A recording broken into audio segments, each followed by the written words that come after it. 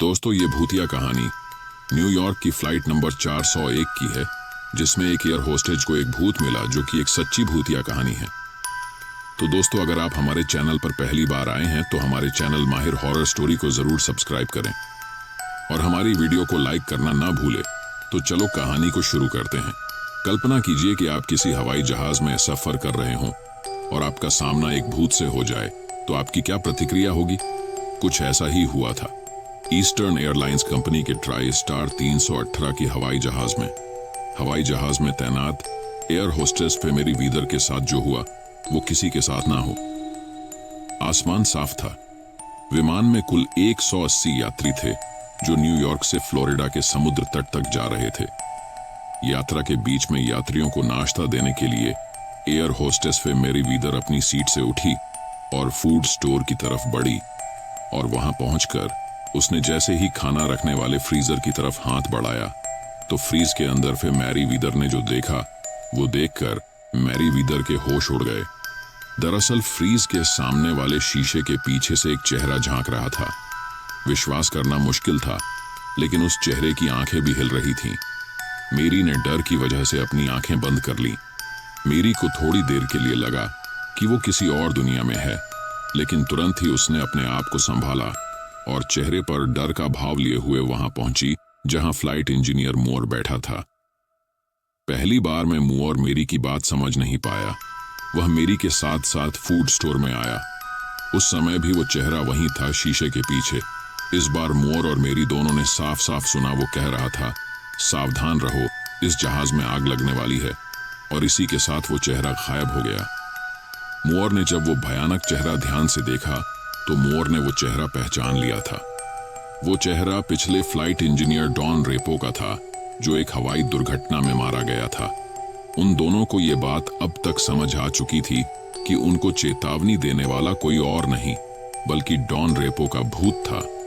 उस समय उस फ्लाइट में किसी ने इस चेतावनी पर ध्यान नहीं दिया, मगर कुछ ही घंटों बाद मेक्सिको की यात्रा के दौरान उस विमान के इंजन में खराबी आ गई।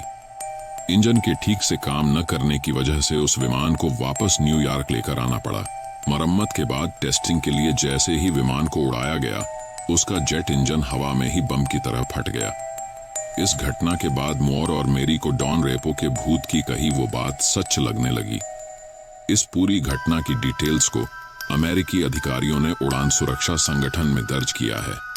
इस घटना की जड़ें उस घटना को दुनिया की पैरानॉर्मल घटनाओं में शामिल किया गया, जिसे लोग भूतिया फ्लाइट नंबर 401 के नाम से जानते हैं। वो शाम थी 29 दिसंबर 1972 की। कुल 163 यात्रियों के साथ ईस्टर्न एयरलाइंस की फ्लाइट नंबर 401 अपने लॉकहीड जेट विमान उड़ान के लिए तैयार होता है। फ्लाइट के कप्तान Bob Loft, flight engineer Don Repo, इन दोनों के अलावा उसमें 10 एयर होस्टेज भी थी। ईस्टर्न एयरलाइंस के फ्लाइट नंबर 401, जिसे न्यूयॉर्क के जॉन एफ कैनेडी अंतर्राष्ट्रीय हवाई अड्डे से उड़ान भरनी थी और फ्लोरिडा के मियामी अंतर्राष्ट्रीय हवाई अड्डे तक जाना था। 55 वर्षीय फ्लाइट के कप्तान रॉबर्ट अल्विन बॉब लॉफ्ट एक सीनियर पायलट भी मौजूद थे। उन्हें 32 वर्ष और कुल 29,700 घंटे विमान उड़ाने का एक्सपीरियंस था। ईस्टर्न स्टैंडर्ड टाइम के अनुसार रात 9:20 पर फ्लाइट नंबर 401 कुल 163 यात्रियों और कुल 13 हवाई जहाज पायलट दल के सदस्यों के साथ जॉन एफ कैनेडी अंतर्राष्ट्रीय हवाई अड्डे से विदा हुई। पूरी यात्रा के दौरान सब कुछ नॉर्मल था। लगभग 11:30 बजे के आसपास वो जहाज मियामी हवाई अड्डे के ऊपर उड़ रहा था। विमान को हवाई अड्डे पर लैंड कराने के लिए जैसे ही लैंडिंग गियर को नीचे किया गया तो पायलट ने ध्यान दिया कि हरे रंग का इंडिकेटर ऑन नहीं हुआ, जबकि लैंडिंग गियर को डाउन पोजीशन में लॉक हो जाने के बाद उस हरे रंग के इंडिकेटर को हर हाल में ऑन हो जाना चाहिए था।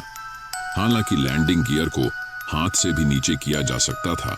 जहाज के पायलट ने दोबारा कोशिश की, लेकिन वो उस कंफर्मेशन लाइट को ऑन कराने में नाकाम रहे। कप्तान बॉब लॉफ्ट, जो कि रेडियो पर बात कर रहे थे, उन्होंने ग्राउंड पर मौजूद अधिकारियों से कहा कि वे विमान को लैंड कराने का प्रयास छोड़ रहे हैं और उसको होल्डिंग पैटर्न पर डाल रहे हैं। कंट्रोलर ने उन्हें विमान को 2000 फीट की ऊंचाई पर ले जाने और पश्चिम में स्थित दलदलीय जमीन के ऊपर गिराने को कहा। इधर फ्लाइट इंजीनियर डॉन रेपो को नीचे ये देखने के लिए भेजा गया कि क्या वाकई में लैंडिंग गियर ऑन हो रहा है या नहीं। विमान के 2000 फीट ऊंचाई पर पहुंच जाने के लगभग 50 सेकंड्स के बाद कप्तान लॉफ्ट ने स्टॉकस्टिल को ऑर्डर दिया कि विमान ऑटो पायलट की स्थिति में डाल दें। ऑटो पायलट ऑन करने पर लगभग 80 सेकंड्स तक विमान अपनी निर्धारित ऊंचाई 2000 फीट पर उड़ता रहा। उसके बाद अचानक से यह 100 फीट नीचे आ गया। अगले 70 सेकंड्स में उस जहाज ने अपनी ऊंचाई के 250 फीट और खो दिए, लेकिन इतना काफी था कम ऊंचाई के लिए निर्धारित वार्निंग बेल को बजने के लिए। इंजीनियर रेपो एक बार फिर नीचे बने कैबिन में गया। इसके बाद 10 सेकंड से भी कम समय में वो विमान क्रैश हो गया। मौत के झपट्टे ने सोचने का भी समय नहीं दिया कि कब वो इस दुनिया के पार निकल गए। विमान जब धरती से टकराया तो उसकी गति थी 365 किलोमीटर पर हॉर्स और विमान का मलबा मिला मियामी के उत्तर पश्चिम में लगभग 30 किलोमीटर दूर। इस हादसे में लगभग 80 लोगों की जानें बच गई, जिनमें 69 यात्री थे और 8 हवाई जहाज की एयर होस्टेज थी। उस दुर्घटना में विमान के जो हिस्से कल पुर्जे सही सलामत बच गए थे, उन्हें लॉकहीड कंपनी ने नए विमानों में इस्तेमाल कर लिया। ऐसा नहीं था कि सिर्फ डॉन रेपो का ही भूत दिखाई दिया था, बल्कि अलग अलग घटनाओं में कप्तान बॉब लॉफ्ट की भी प्रेतात्मा दिखती देती रही है। पहली बार ये प्रेत लीला ईस्टर्न एयरलाइंस के इसी विमान ट्राइस्टार 318 में ही शुरू हुई। समय था 1973 का और विमान में ईस्टर्न एयरलाइंस के वाइस प्रेसिडेंट भी सफर कर रहे थे। उनके साथ वाली सीट पर ईस्टर्न एयरलाइन की वर्दी पहने जहाज का कप्तान भी बैठा था और वो उनसे बातें कर रहा था। थोड़ी देर बाद उन्हें लगा जहाज का कप्तान तो उनके साथ बैठकर बातें कर रहा है, फिर पायलट केबिन में विमान कौन उड़ा रहा है। ऐसा ध्यान आते ही उन्होंने अपने साथ बैठे कप्तान के चेहरे की ओर ध्यान से देखा तो वाइस प्रेसिडेंट के चेहरे पर हवाइयां उड़ने लगी। वो उस चेहरे को पहचानते थे। वो बॉब लॉफ्ट था, जिसे मरे हुए लगभग 1 साल हो चुका था। वो भागकर पायलट के केबिन की ओर गए और विमान के कर्मचारियों के साथ जब लौटे तो बॉब लॉफ्ट का भूत गायब हो चुका था। ऐसी ही एक अन्य घटना में नियमित उड़ान से पहले जब फ्लाइट इंजीनियर जांच के लिए ट्राइस्टार 318 में घुसा था तो उसके ठीक सामने डॉन रेपो का भूत पूरी वर्दी में बैठकर कल पुर्जों की जांच कर रहा था। विमान के सारे कल पुर्जे ठीक है, ऐसा कहकर वो तुरंत वहां से गायब भी हो गया। जब इस तरह की घटनाएं बढ़ाने लगी तो कंपनी ने सच का पता लगाने के लिए एक जांच अधिकारी को नियुक्त किया। उस जांच अधिकारी ने स्वयं विमान ट्राइस्टार के मियामी से अटलांटा की यात्रा से पहले डॉन रेपो के भूत को पूरी तन्मयता से पैनल बोर्ड के सामने काम करते हुए पाया। ईस्टर्न एयरलाइंस की फ्लाइट 401 के क्रैश होने और उसके बाद होने वाली भुतहा घटनाओं के ऊपर जॉन जी फुलर ने 1976 में एक पुस्तक लिखी थी जिसका नाम था घोस्ट ऑफ 401। इस पुस्तक में उन्होंने बताया है कि जहाज घटित होने वाली पैरानॉर्मल घटनाओं के पीछे का कारण दुर्घटनाग्रस्त हुए विमान के पुर्जों को दोबारा से नए विमानों में इस्तेमाल करना था।